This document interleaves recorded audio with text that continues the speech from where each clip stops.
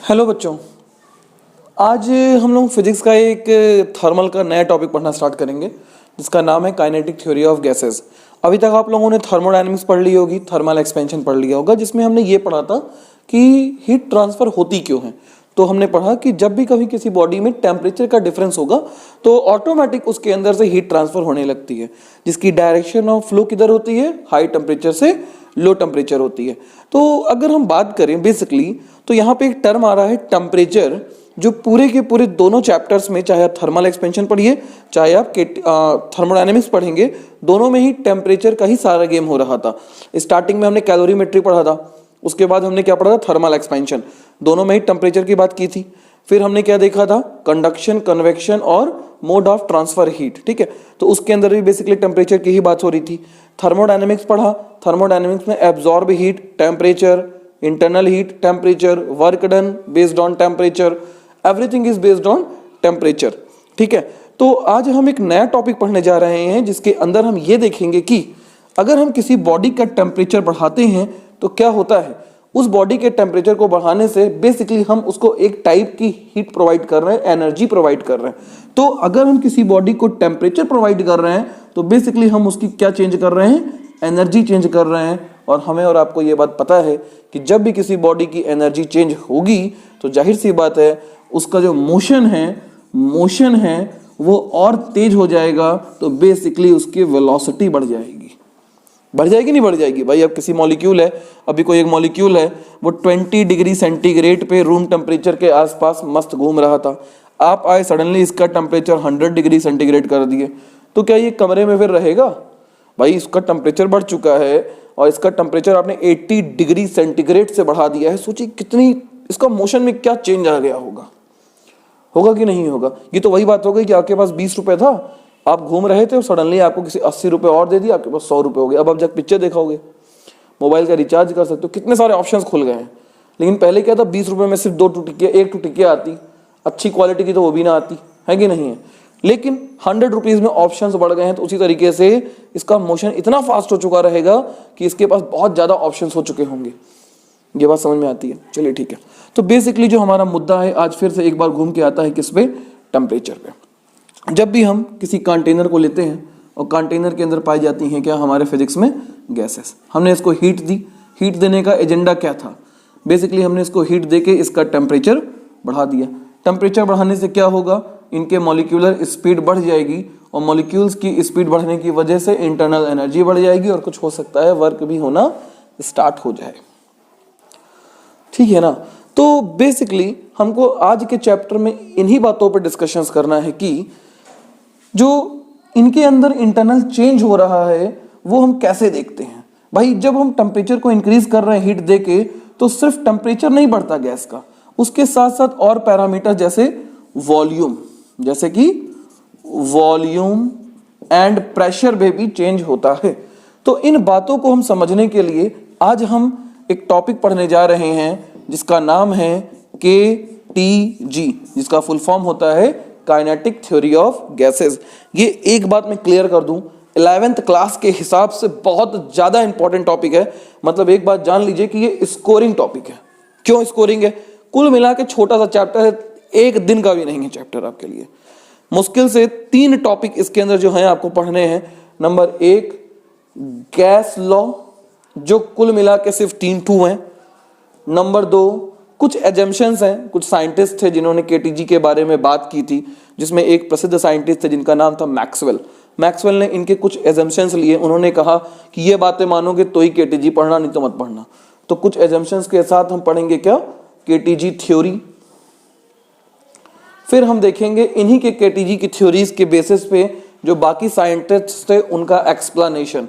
क्योंकि भाई देखो एक्चुअल में होता क्या है कि कोई भी साइंटिस्ट आए कुछ भी कहेगा तो सब मान नहीं लेते हैं। कब तक नहीं मानते हैं? जब तक जो पहले साइंटिस्ट आगे कुछ बातें बोल के गए हैं उन्हीं टॉपिक्स को, जब तक उसको एक्सप्लेन ना कर दे, प्रूव ना कर दे, तब तक हम उन बातों को मान नहीं सकते हैं। ठीक है, तो जो मैक्सवेल साहब थे, जब उन्होंने केटीजी की इक्वेशन दी थी, बाकायदा इसके अंदर एक इक्वेशन आएगी और पूरे चैप्टर में यही एक इक्वेशन है। ठीक है, तो इक्वेशन जब हम इसकी हेल्प से आइडियल गैसेस लॉस को प्रूव करेंगे तो हम प्रूविंग देखेंगे। हम क्या देखेंगे? बेसिकली प्रूविंग के क्वेश्चंस को देखेंगे। ठीक है ना। अब गैस लॉ क्या क्या है? तो गैस लॉ हमारे पास सिर्फ 3 गैस लॉज हैं। Number 1 Boyle's law, number 2 Charles law, number 3 Gay Lussac law, Gay Lussac law. ठीक है ना। अब हम बात करें अगर बॉयल्स लॉ की, तो बॉयल्स लॉ क्या होता है? देखो बेसिकली आपको आइडियल गैस इक्वेशन पता होगी क्योंकि आप थर्मोडायनेमिक्स पढ़ के आए हो, तो मैं मान सकता हूं कि you know ideal gas equation, I know you know PV is equals to nRT। मैं आपको बहुत सिंपल लैंग्वेज में समझाने की कोशिश कर रहा हूं ताकि पेपर में आप स्कोर अच्छा करके आ सको। ठीक है, इसको 3 पार्टों में डिवाइड कर लो। पहले को एक बार टेम्परेचर कांस्टेंट करो, एक बार प्रेशर कांस्टेंट करो, प्रेशर को क्या कर दो भाई, कांस्टेंट कर दो, और एक बार वॉल्यूम को कांस्टेंट कर दो। कर दिया।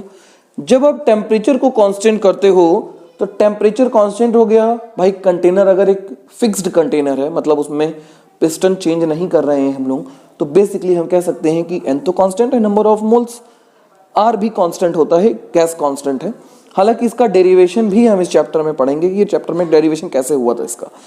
तो r भी अगर एक कांस्टेंट है तो उन्होंने क्या कहा, उन्होंने कहा कि अगर T भी कांस्टेंट ले लें तो हम कह सकते हैं PV इक्वल टू कांस्टेंट।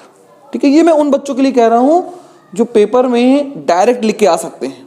ठीक है, हालांकि इसका मैं एक एक का ब्रीफ डिस्क्रिप्शन में बताऊंगा कि बॉयल्स लॉ आया कैसे था, उसका कंसेप्ट क्या था, लेकिन अभी हम एक शॉर्टकट तरीके से समझने की कोशिश कर रहे हैं ताकि पेपर में अगर कोई भी एक लॉ होता है तो फट से इस इक्वेशन की हेल्प से खटाखट लिख सकोगे।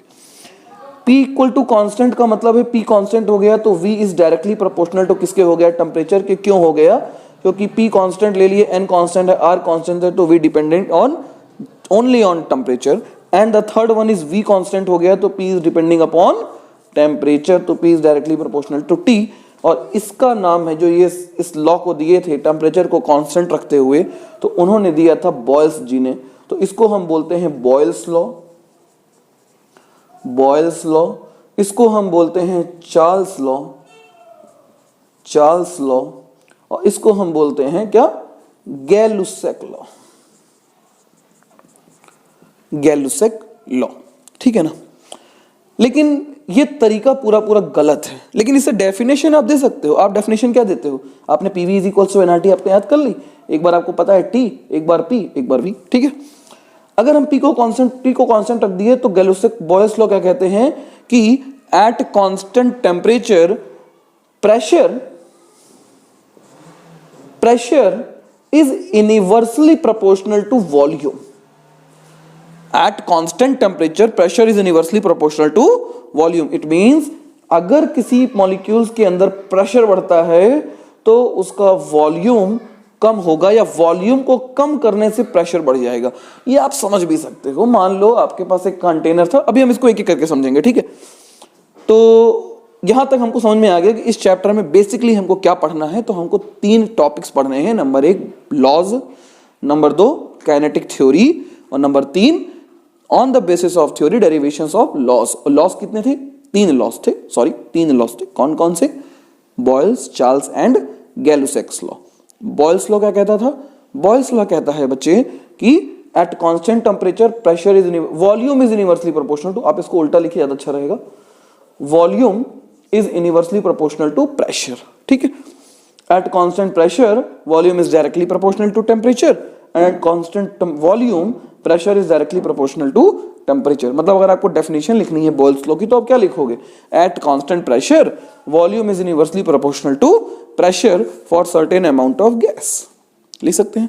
इसमें क्या लिखेंगे? एट कांस्टेंट प्रेशर, यहां पे एट कांस्टेंट टेम्परेचर करेक्ट कर लीजिएगा। At constant pressure volume is directly proportional to temperature for certain amount of gas. इसमें क्या लिखेंगे? At constant volume pressure is directly proportional to temperature. That's it. कोई दिक्कत यहां तक? बोलिए, समझ में आ गया? तो ये आपका टॉपिक है और यही आपका इस चैप्टर में हम पढ़ेंगे। ठीक है।